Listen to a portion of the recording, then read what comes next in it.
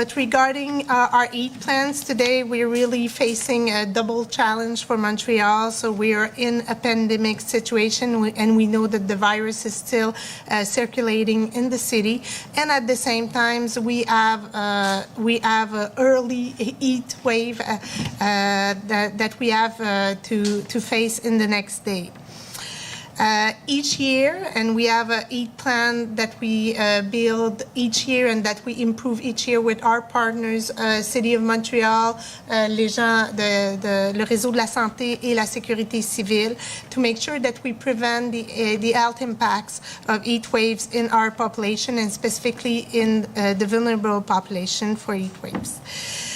This year we have a challenge because we have to find new measures that will at the same time reduce the risk of heat waves and reduce the risk and reduce the risk of transmission for COVID-19. And so we have to be really creative, even though we're not in an intervention phase at the time we're today, because we have not attained the criteria for extreme heat weather. We think that we have to put right now some interventions because of the context of COVID-19. And we've asked and we've recommended the city that the water park, les jeux d'eau be reopened as soon as possible to make sure that children and families can have a place to refresh themselves. The recommendation to the populations are still the same. We ask people to drink water, do not wait till you're thirsty, of course, to pass some time in a cool room or a climatized room, to take cool showers or baths, of course, to reduce the physical activities. And groups that are at risk are quite have some similarity with groups at risk of COVID-19. So the elder population, people with chronic disease are at risk, people with mental health disease or alcohol or drug dependency, and of course young children between 0 and 4 years old are more at risk of consequences linked to heat.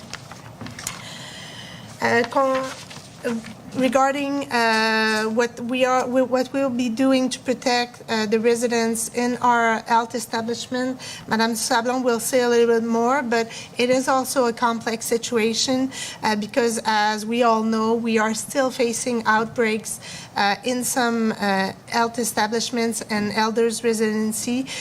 So we have to find at the same time the best way to make sure that people have access to those cool areas, but at the same time protecting les zones rouges, les zones froides, les zones chaudes to reduce the transmission of COVID-19.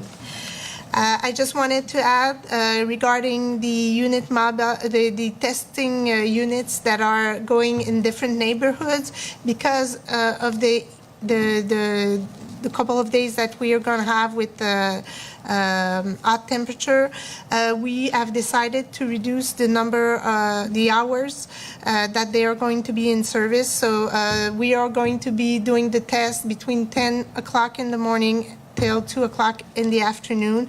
Of course, it is to protect the population, but also the workers that are in those that are working in those mobile units. Thank you.